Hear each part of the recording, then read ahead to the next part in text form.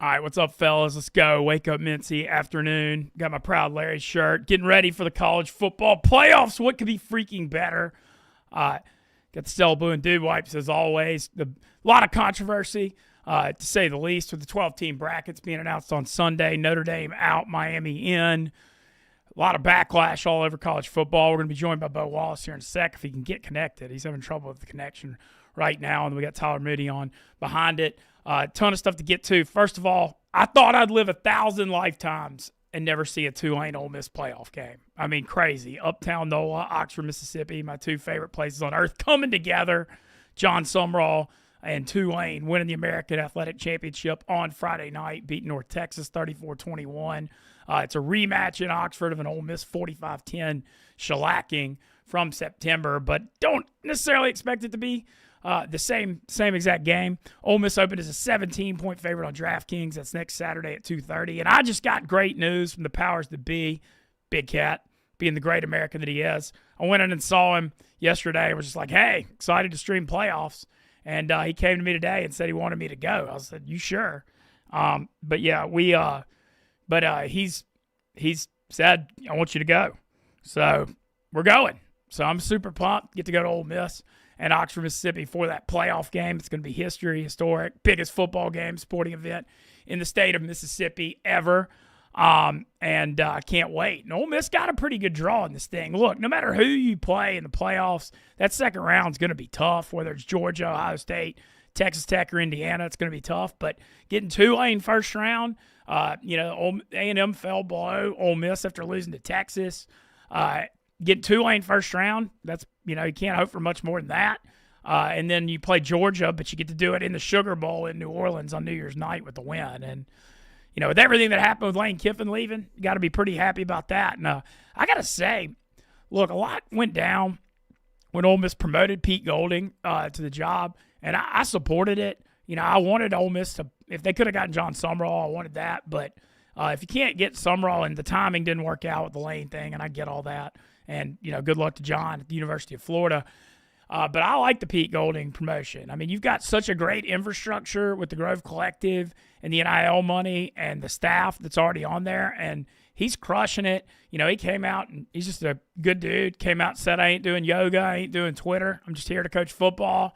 And Ole Miss made some hires today I really liked, bringing Kelvin Bolden back from Baton Rouge, who's a great recruiter, good face of the program on social media. Love that he's back. Didn't feel great about when he left for Baton Rouge. Didn't feel right. And then they hired John David Baker from East Carolina to be the new offensive coordinator next year. East Carolina, the number 14 offense in the country. And John David Baker, former co-OC under Lane Kiffin. So I feel like they're making all the right moves. A lot's been made of Kiffin's staff coming back to coach the playoffs. Charlie Weiss especially, offensive coordinator, but Joe Cox and Vance McDonald. And all these guys are coming back.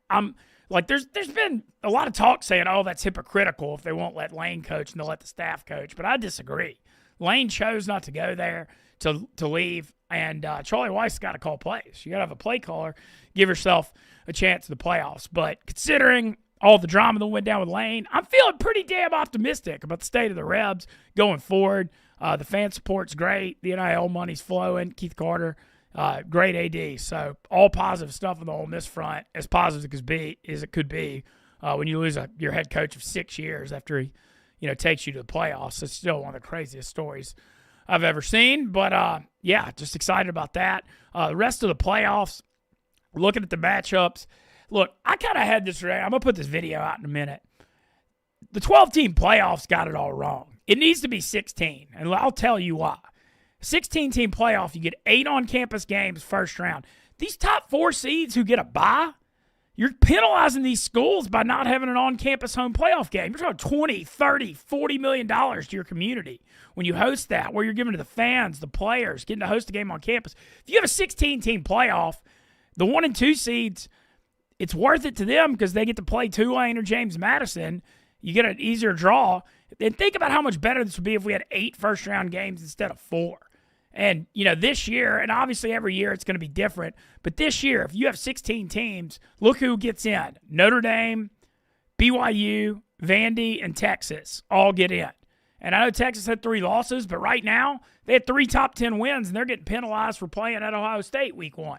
and you'd have a 16-team playoffs. Like, yeah, Texas, you get in as the 14. Go play at Georgia, where you got rolled 35-10. But I think that it's a simple, quick fix. Expand it from 12 to 16, and I think things will be a ton better going forward. Last year would have been a little different. Yeah, Bo Wallace in the house. Good. What's up? Oh, happy to be here. Hell yeah, dude. I always love catching up with you, man. You're one of my favorite Ole Miss Rebels ever, but you're also entertaining as hell because you're not afraid to let the fur fly and give some opinions, and I respect that. No, I'm going to say what I want to say, usually. Well, good. You're with Barstool. You could say pretty. We can let the fire fly here. And first of all, a bunch of stuff to get into, but I want to hear your take as a player about. Obviously you played for Hugh Freeze, and there's a lot of stuff with that. But when Lane decides to leave, you've been playing football since you're 6 years old. You commit to the school. I don't know. How would you have felt about all that? I probably would have been the first one to usher him out the door.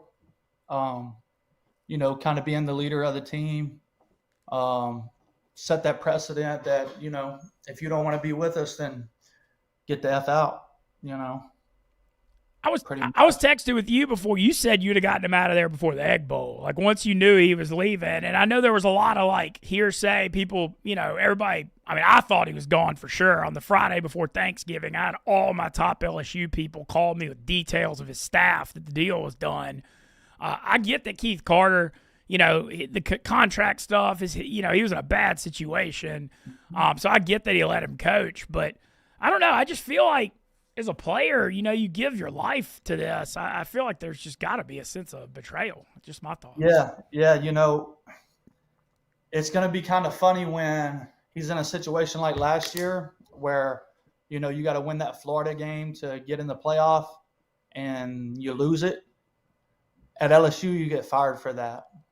So, I think he's a great coach. I appreciate what he did for, Ole Miss, my alma mater, but, it's time for him to go, and all the cute shit he does on Twitter and all that kind of stuff.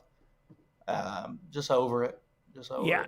I try to be I'm kind of a weird positive guy, and he gave 6 great years. Look where the program was before he got there. He did so much for the school. So I don't want to just say it all burned down in the last 2 weeks, but the way he handled those last few weeks, what the hell was even – I heard all the talk about, right when the Florida job came open in mid-October, I started hearing it. What the hell was he doing the last 6 weeks? He's just tweeting, meeting with these other schools. I also heard he talk. He thinks he's cute, and he thinks he's smarter than everybody else and all that kind of stuff. Really put Keith in a bad spot. And then all the lies afterwards, getting ran off the road. Come on, man. You got a police escort. Putting Keith in that bad situation that he put him in. But I think all in all, we got a pretty damn good head coach. Yeah, I think so too. And there was a lot of talk or debate on that. Hand up, I'm friends with John Sumrall. So if we didn't have Lane, Sumrall was the guy I would have wanted. But there was no way Keith could do that with the timing. He just legally, it couldn't happen. And if not John, I definitely wanted Pete Golding over. Think about if you bring in Alex Golish, for example, who went to Auburn. Right. You bring him in as the new head coach. You got your players getting hit by the portal, your staff coaching not knowing if they have jobs for next year. You're literally forfeiting the playoffs. And the playoffs you may never have this again. And by promoting Pete, you keep the infrastructure together. Lane's an unbelievable coach and did a lot for the school, but he only talked to 5 guys on the team anyway. And by promoting Pete, I don't know. I think it's the right thing. The money's behind him, the Grove Collective, everyone's behind it. So I think it's the right move. And you kind of agree, the continuity? Yeah, I trust Keith. If you look at the hires that Keith has made, if you look at where Ole Miss has been and where they are now under his leadership, I think you have to trust him.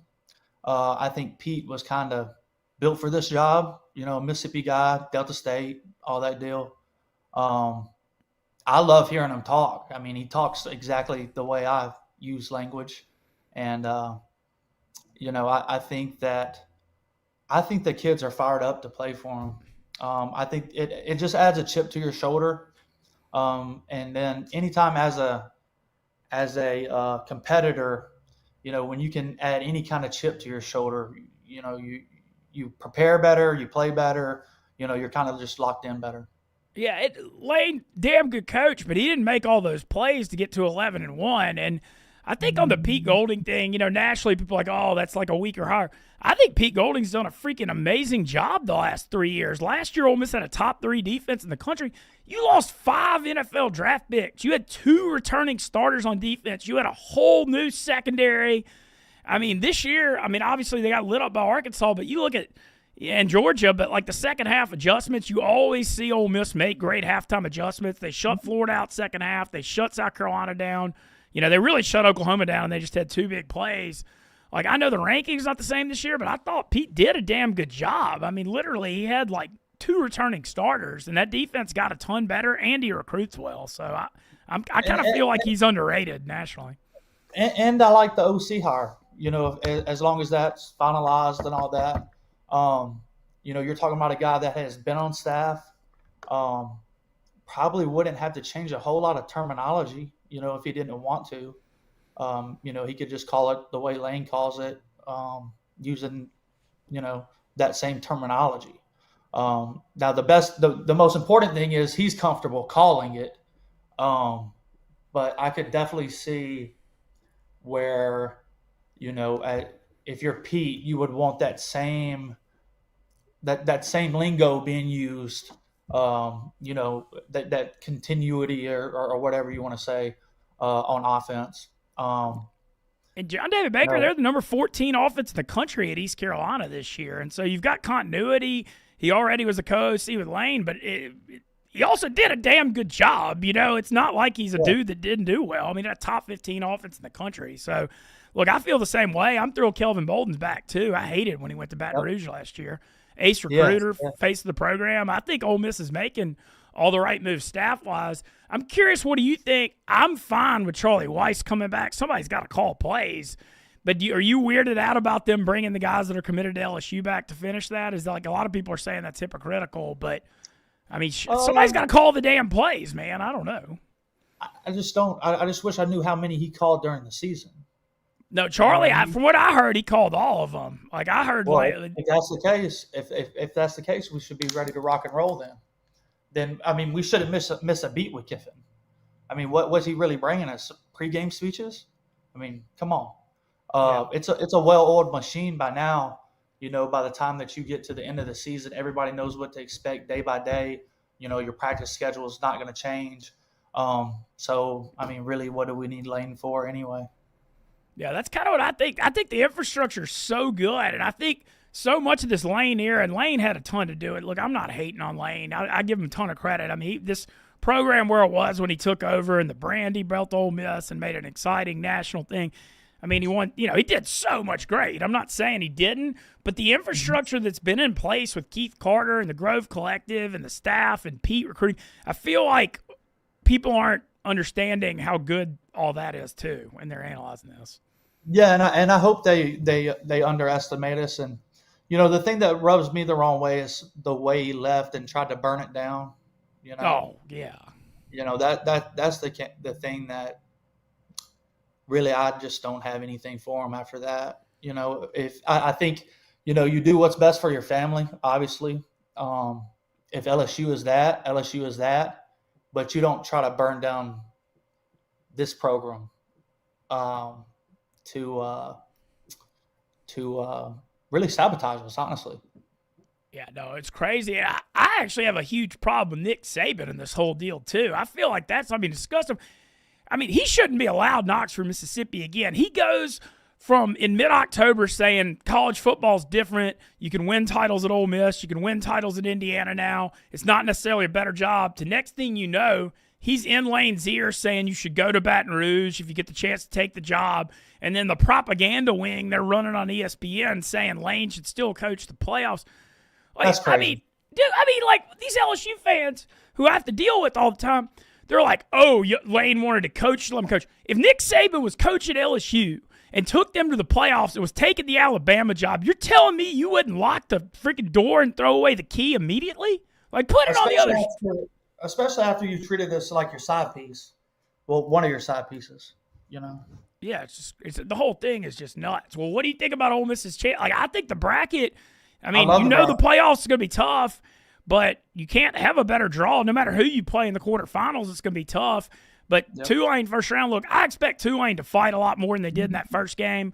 That first game, the athleticism of Ole Miss versus Tulane, it was like, I mean, just what you couldn't. I mean, Retzloff threw for 12 yards in the first half. They didn't even look like they belonged on the same field. Tulane scored with like 3 minutes left to make it 45-10. I mean, Summerall's a damn good coach. Retzloff's a gamer. I expect Tulane to compete and battle, but I'm not like freaking out about the matchup.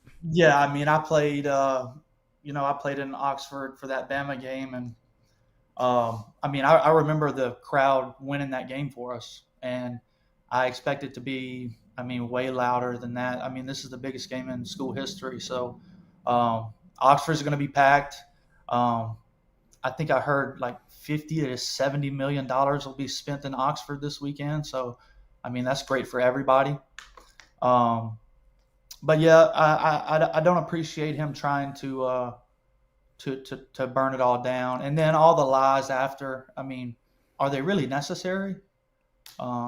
He seems like a guy that, like, it's weird. Like, I feel like he seems like a guy that's reading all the comments. You know, I don't know. It's like I don't know. It's weird. He cares a lot what people say.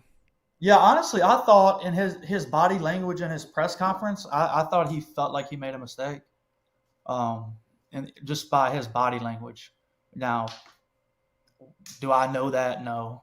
But just going off of his body language, I felt like he was very uncomfortable, rightfully so. I mean, you just quit on a bunch of kids, but I think he got down there and, I don't know, maybe a little buyer's remorse. I hope so.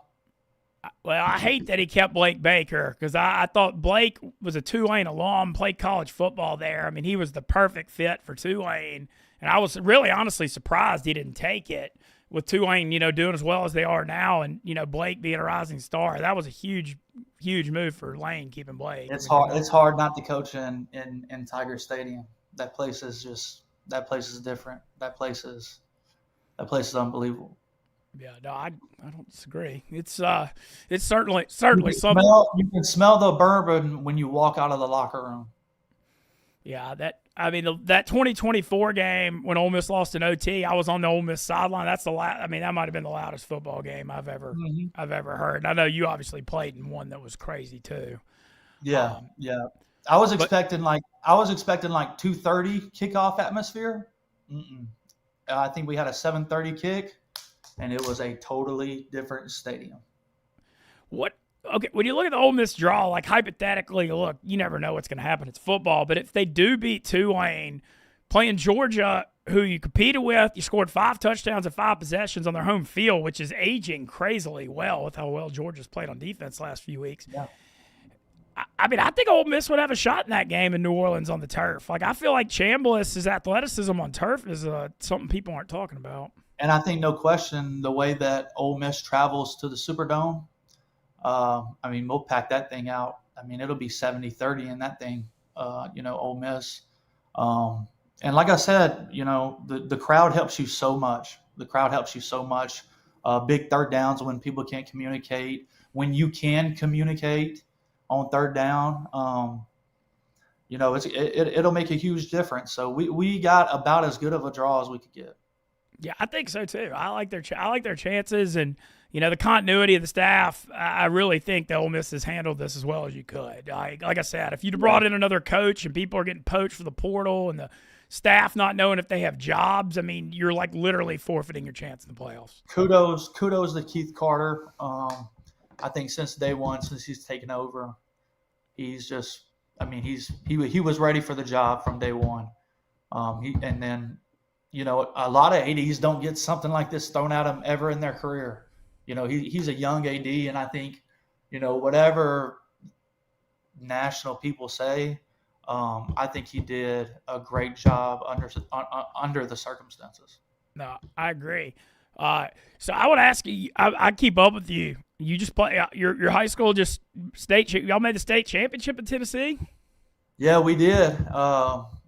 Too bad my best player is going to be a Kappa Sig at some SEC school, and we were having to play the number one quarterback in the country, who is legit as hell. They had a running back from TCU. Is this the kid that's going to Vandy, or which kid? Yeah, Okay. yeah. He's Jared legit Curtis. as hell. He's one of the best I've ever seen. I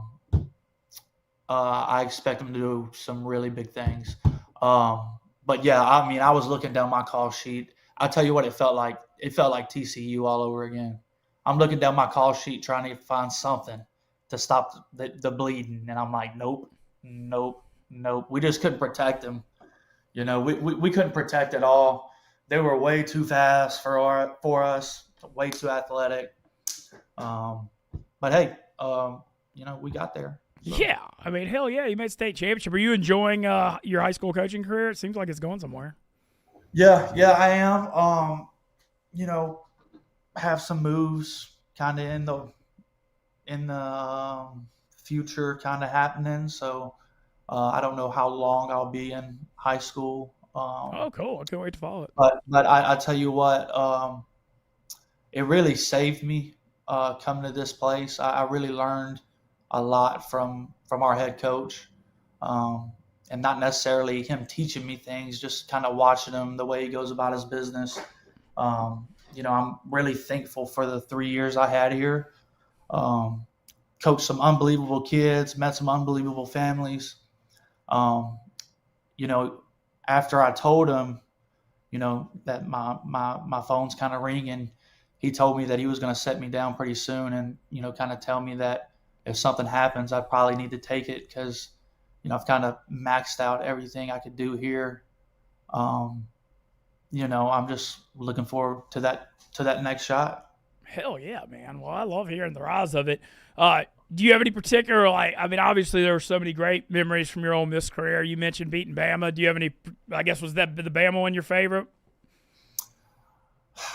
Nah, I mean, if what happened to me my junior year in Starkville hadn't happened, it would be. But I think my senior year, you know, probably shouldn't have played. Had a broken ankle, and then still played it in that game in the Egg Bowl. You know, on Wednesday I couldn't walk. I didn't really think I was going to get to play in it, and then getting to play in it, you know, played pretty well. Oh yeah. Beat their best team in school history, kept them out of the playoff, all that kind of stuff. That's definitely my favorite. Oh, that's awesome. Yeah, I remember Evan Ingram I mean, he absolutely cooked them in that game. I mean, I think he had 150 yards. If you talk to Evan, tell him to stop getting tackled on the two. He's so bad about that. Touchdowns. No, he's so. Yeah. I used to always mess with him and say, man, if you don't want it, I'll go ahead and carry this zone read in. So he's landed a nice spot in Denver this year, though. Wow, I mean, 11-2. Yeah, no, he's an awesome dude. One of the best people we've had in the locker room and you know, I hadn't talked to him in a minute, but it seems like he's doing well. He's married, and I know his character has only, you know, gotten better. So I could just imagine what kind of person he is right now. Well, yeah, Sean Payton certainly got it rolling. I can't believe that team's 11-2. It's freaking Yeah, wild. crazy. Is there a shot you show up in the Oxford for the playoff game? Yeah. Just depending on what the next moves are. I'm hoping to get there. I plan on being there. So, I mean, you can't miss this. No. I just was so excited because I thought, like, we do streams for the big playoff games up here. And so I told Big Cat, who's my boss up here, just like, hey, like, looking forward to these streams. Like, obviously we're doing this right. He's like, oh, yeah. And so I went to bed last night thinking, okay, whatever, first world problem. And then today I saw him work. He goes, dude, you got to go to the Tulane Ole Miss game. He's like, how could you miss it? I was like, you sure? He said, yeah. I said, all right. Yeah. That's a good boss. Yeah. I'm freaking in. And, you know, I feel good about the Rebs. Also, last thing I'd ask is, I always loved the outspoken stuff about Hugh Freeze. I tagged you in that tweet where Hugh Freeze blamed Jackson Arnold for his job not being there anymore. I mean, he's the one who took Jackson Arnold. No, I was very, very lost by that. Yeah, I mean, just kind of done with that part of my life. Fair Talking enough. about you, you That's know. fair. I had to ask them. It's Yeah. media. Well, awesome. Well, I will be in touch about Oxford for sure because I hope to get to hang out Yes, with you, sir. and I really appreciate you giving us time. Congratulations on the season too, man. I, Making I state championship. I appreciate it, man. Thanks a lot. Thanks for having me. Hopefully we'll see each other. What's the date of Yeah, the game? yeah. It's at the December 20th, 2:30 Saturday. So that's I believe 11 days from today. Yep. Yep. Well, I'll stay in touch and hopefully we can meet up. All right, and congrats. Good luck on the next endeavors too. Like I said, I can't wait to follow it. I love hearing your eye as a coach. You're a real smart football guy. I love that you're in coaching. I think it's I know you're helping all these kids. I appreciate it. I just got to stay off Twitter sometimes. But yeah, no, I do too. It's a cesspool. I mean, it It just is. I don't know. It's like our whole lives at this job runs off our phones, and Yeah. it's so bad. I don't Yeah. know. Yeah. It is what it is. All right, Well, well, thank. when I went back to being a high school coach, I said, well, maybe this is the time I can finally get a decade's worth of shit off my chest. So I mean, you've never been afraid to let it fly. That's for seems like I sure. did it. That's for sure. Well, Yes, well, sir. thanks again to Bo Wallace, and look forward to hopefully seeing you in Oxford and seeing what the next move is, and hopefully the Rebs are playing for a while next few weeks. Yes, sir. Yes, sir. Heck, I heck, appreciate you. heck yeah, Bo Wallace. I came back to Ole Miss that last year to finish school. Actually, his senior year, knowing Ole Miss would be good, and then got to go to the Ole Miss Bama win, and I got to say I should have told him that while he was on that he was a big part of my decision to come back. We're gonna have Tyler Moody pop on here too when he gets a sack because we got some a lot of football to talk. Okay, Monday Night Football, a little rant I've got. What the hell was the Eagles' offensive coordinator doing last night? Hurts obviously didn't have it, and Barkley was running wild, and they just quit giving it to Barkley. I mean, that was crazy. They were in field goal range and OT, and then Hurts threw that interception in the game. I don't know what they're doing. But big win for the Chargers last night. Man, Chargers 9-4, despite the fact they can't block anybody. Huge win there for them. And it's going to be an interesting AFC playoff picture now that KC's pretty much knocked out at 6-7. Just kind of crazy to see, but Houston got them Sunday night, 20-10. I mean, they have their top 4 linemen out. Tough schedule. It's just kind of everything going against them. What's up, Mr. Moody? Yo, what's good, brother? Hey, I got a college football question for you real quick, 'cause I actually want your take on this. I feel like college football might be at its lowest point ever. Really? Yes, and I'll say, but there's a lot of reasons. Bowl games don't mean anything Oh, anymore. no, nothing. The That's done. transfer portal has become an absolute fiasco. The fact that its time frame is terrible. Coaches trying to move. I mean, we just saw what happened with the Lane thing. You have teams bowing out of bowl games. Like the college football playoff, it's great, but it feels like it's lost its luster a little bit going to 12 teams. Is college football in a bad spot right now? There's some stuff that's got to be cleaned up, but I mean, it's still the money's still pouring in and the interest is still Yeah. there. I do think the calendar thing, I think the calendar is just so out of whack. What we need to really realize here, nobody gives a shit about spring football practice at all.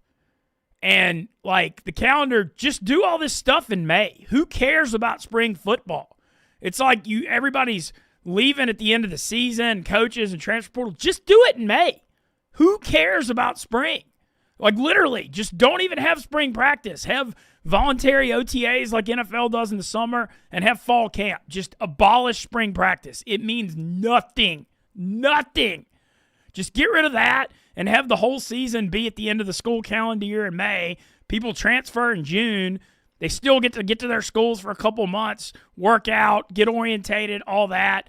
You have your coaches could wait and leave after the college football playoffs are over. They could do it before spring, but just abolish spring football and have the transfer portal be in May when school gets out.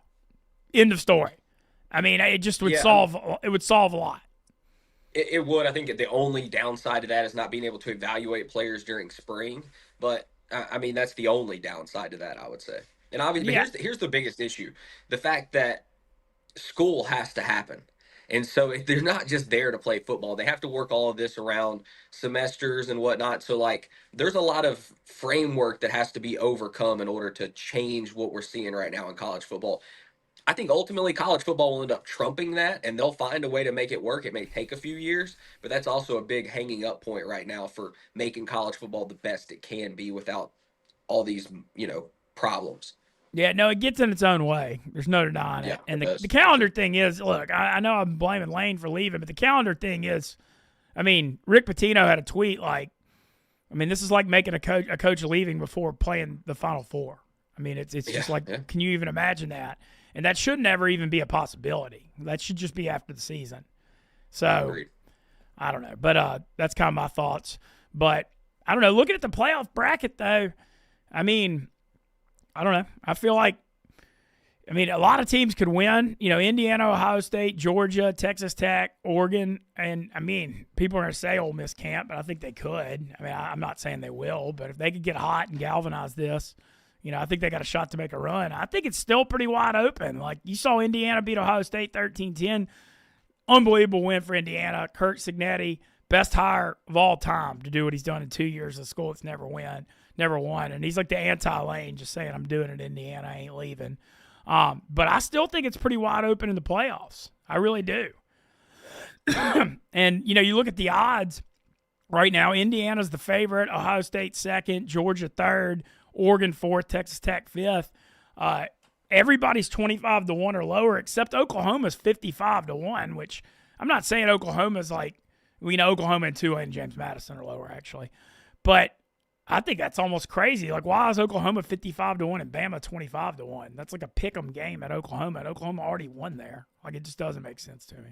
I'm thinking about. I personally think Ohio State should still be the favorite. I don't think they went into their bag in that Indiana game. That game meant nothing to Ohio State. They knew they had a top 4 seed locked up. They've won however many Big Ten championships. That game meant everything to Indiana.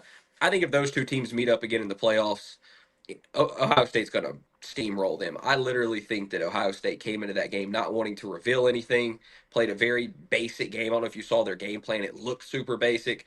I don't think Ohio State was showing them anything that could beat them in the future. So I'm not looking too much into that game. I personally think Ohio State and Georgia should be the favorites. I've got Indiana probably 3 or 4, but it is a good college football playoff for sure. Yeah, Georgia, the way they emerged down the stretch, you got, and especially with their tradition, you got to give them, you know, a lot of the benefit of the doubt here. I mean, you just, you know, everybody says college football's changing, and they're just winning the SEC the last 2 years yet again. And then they won it. You know, they didn't win it in 23, but like, it's like the more things change, the more they don't. Georgia's in the SEC championship game every year, and they've got the best coach remaining too. So, yeah, their defense. I was really surprised their defensive coordinator Glenn Schumann didn't get any looks in the hiring cycle. Like, that's crazy to me. Like, you wouldn't want to hire that guy after what Dan Lanning's doing in Oregon. Let's see, a couple things in the chat. Raciti was saying academic affairs hates all athletic departments. They aren't changing. I agreed on that. I think eventually we're going to see some changes. Whether or not they'll be the perfect changes, I think eventually we'll see some changes. Billy Mitchell says Ole Miss got no chance without Lane Kiffin, Mintzy. We'll see. I really do think. I think if they'd have hired someone else, and they wouldn't have. Like, I think by doing the promoting continuity, I think that this gives you a chance. But time will tell. I think drawing Tulane definitely probably helps, though. Grant Wagner says the play calling was terrible. I don't know what Ryan was doing. They took Tate and Smith off the field for like half the third downs. I'm telling you, Ohio State did not want to reveal anything in that game. Ohio State did not give two shits about winning that game. Their focus is on winning a national championship. They wanted to show Indiana nothing in case they play again in the college football playoff. I think this was purposeful that that Ohio State's game plan was very basic in that contest. I think they play again. I think they beat them by 2 touchdowns plus. Yeah, well, they missed a 27-yard field goal. They got stopped and on they that had a chance to win. That's what's crazy. Yeah. I mean, Indiana really didn't do anything in that game. Yeah, Mendoza made a couple key throws in the second half, but yeah, I mean, Indiana's defensive game plan was great, though. I will give them credit. They were keeping their safeties back super, super deep, not letting Ohio State get behind them, and I mean, you got to give them credit, but I hear you. I mean, it literally isn't that big a deal that Ohio State lost that game at all. Not at all. It means nothing to them. It meant everything to Indiana, meant nothing to Ohio State. Ole Miss going to be the runts once again, says Tiger Diver. And Billy Mitchell said Tulane isn't the issue, it's Georgia, which is the exact same thing that I told you on the phone when we talked a couple days ago. Yeah, I'm looking at it, though. You win a playoff game, and then you see what happens in New Orleans, I mean, I don't know. True. I think that's still a very successful year, no matter which way you slice it. And I just think Ole Miss, fought Georgia for 4 quarters, ended up losing 43-35, but they're not going to be scared of playing them again after how that first game went. No, I mean, it should be a good game. Ole Miss should roll Tulane. It'll probably be closer this time than last Oh, time, yeah, but I well, can't it's see not. I Ole mean, Miss that first losing. game was just it Yeah, can't be worse. It was complete blowout. 45-3 with 4 minutes to go. But as far as being a college football fan, you should love Ole Miss Georgia as a second round game. I mean, that is a And in the Sugar banger Bowl, of I a mean, game. get the all NOLA playoffs, getting to Yeah. play. You get New Orleans for all your playoff games. I mean, that I don't see how you could ask for any more than that. Tonight, Barstool After Dark, Deal or No Deal. I have to dress up like Hannah and Annika in a dress tonight, Moody. I have some concerns. Oh, they're making you do the ritual. You got to go through the dress ritual. Yeah, and they got Lucas told me he has an XL dress for me, dude. What's an XL woman's dress going to look like on this body? I have concerns. That's actually, I might actually tune in for that. Well, maybe not, but I'll definitely see. There's going to be pictures of it. Somebody's definitely going to clip Oh, that. there's going to be a I lot of can only pictures of imagine. it. Yeah, for sure. I didn't shave today, so I've got the stubble with the dress. This is going to be. Hey, look, in today's society, Mincy, that's okay. It's allowed. You know what I mean? Yeah, I guess, man. But that's gonna be really really fun tonight. I'm super excited, and I'm pumped about. I'm playing the World Series of Poker Bahamas main event over the weekend. I've never played a $25,000 buy-in poker tournament before, Moody. I'm a little nervous. That's just so crazy how big it is. It's a 60 million guarantee. I've never been to Atlantis in the Bahamas either. That's gonna be awesome. Nate, 60 million guaranteed is insane, by the way. That is a massive tournament. You got a legit chance to go down there and make some cheddar. Grant Wagner, is this confirmed, Grant? Because I saw the video that got released, but I don't know if it's confirmed. Indiana's best defensive lineman is out for the season. Don't know if y'all had heard that yet. Injured after the game, Stephen Daly. I saw the saw it. video. Yeah, he was jumping up, celebrating with the fans along the sidelines. Came down, and I'm guessing he hurt his ACL, MCL, something. Out for the rest of the season, according to Grant Wagner. Big Yeah, loss. no, I saw White Boy Rick tweeting about it, so I believe it. That sucks, man. I mean, that's heartbreaking. It's crazy. There is nothing worse than a stud having their season, their career changed, like with a fluke injury like that. When I was in high school, we had the best softball pitcher in the country. She was going to Georgia. They win the state championship game. While they're celebrating, she jumps up, lands back down, tears her ACL. Was never the same. She was the best pitcher in the country. It's crazy how these fluke injuries can truly change somebody's life. And I'm hoping this is in the same thing for Stephen Daly. But I mean, brother, these fluke injuries are insane. Yeah, man, I hate that. And I hated the one Daniel Jones suffered yesterday too, man. Yeah. Yeah, and you got to give Daniel Jones credit. He was trying to gut it out, broken fibula already, fractured whatever it was, trying to battle through that, and then blows the Achilles on top of it. But we get a crazy storyline out of this, Mincy. Phillip Rivers has officially been signed by the Indianapolis Colts, expected to be their starter. Tyler Warren will be QB2 going into this game. Does Phillip Rivers have anything left in the tank? Dude, he hasn't played in 5 years. He's It's been a 44 while. years old. I mean, if anybody could do it, it's him. But man, having to play at Seattle your first game against that defense, I mean, God bless, dude. That is, it's crazy. How could this even happen in pro football? Have your top 3 quarterbacks out. And a quarterback coming back after 5 years, a potential Hall of Famer in Phillip Rivers. I don't think he's quite there, but I mean, he was of that caliber. This is an insane story. Truly one of the craziest football stories we've ever seen. If he were to come back and lead the Colts to the playoffs, would be really badass. One thing about Phillip Rivers, we know he understands the game. He's got a great mind. You have to question how much he has left in that arm. They have some decent weapons. Tyler Warren, Michael Pittman, Alec Pierce has been balling. Obviously, the game plan is always going to rely on running the football with Jonathan Taylor. I think he can orchestrate the offense. And then when they get down in the red zone, they'll go to that wildcat with Tyler Warren along the goal line. So I don't think the Colts are dead, but I think this is an incredibly fun storyline to watch. I actually think this is a more fun storyline than if Daniel Jones was starting. I can't wait to see this. Yeah, it's gonna be. Man, at Seattle's just so brutal for your Well, yeah, they're first going to game. get beat by Seattle for sure. I mean, that's They're just plus 810, Minty. Plus 810. When was the last time you saw a team in the NFL plus 810? wow. That is a wild money line. That's crazy. 8-10. Uh, 810. and then any other observation? I mean, Shador balled out Sunday. That was something.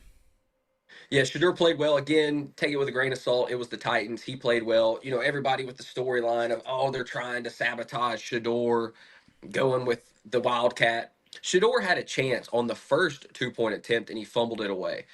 Shador played great. There's still holes in his game. He only completed like 50% of his passes. It was against the Titans. So, like, pump the brakes a little bit. But he did look good. He looked like the best quarterback on their roster right now, which is probably the most important thing for him and for them. So I think he'll be decent down the stretch. Their schedule, they got a couple tough games, but nothing too crazy. Other storylines, thought the Steelers beating the Ravens was a pretty big deal. Yeah, Aaron Rodgers Rodgers played might, real well. yeah, he played really good. He might get back to the playoffs. Packers beating the Bears, no surprise there. I've been telling you for weeks this was going to come. Packers are going to beat them again the second time they play. My big surprise, and the one thing that I was wrong on, the Kansas City Chiefs, Mets. It's over. It's done. It's dead for this season at least. The Chiefs now 6-7 after falling to the Cowboys and the Texans. Can't believe it. Honestly, the most shocking thing of this entire NFL season for me, Kansas City not being in the playoffs.